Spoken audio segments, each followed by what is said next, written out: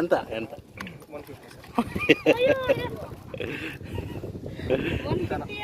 10 రూపాయలు చెప్తారు ఊర్లో. 10 రూపాయలు చెప్తావు. తీసుకున్నాము ఒకరికి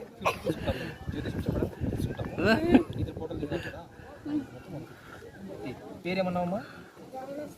గగనశ్రీ.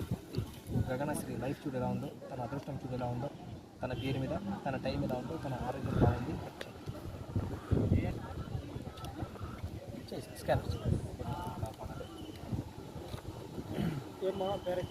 ఇక్కడ లక్ష్మి వచ్చింది అమ్మా.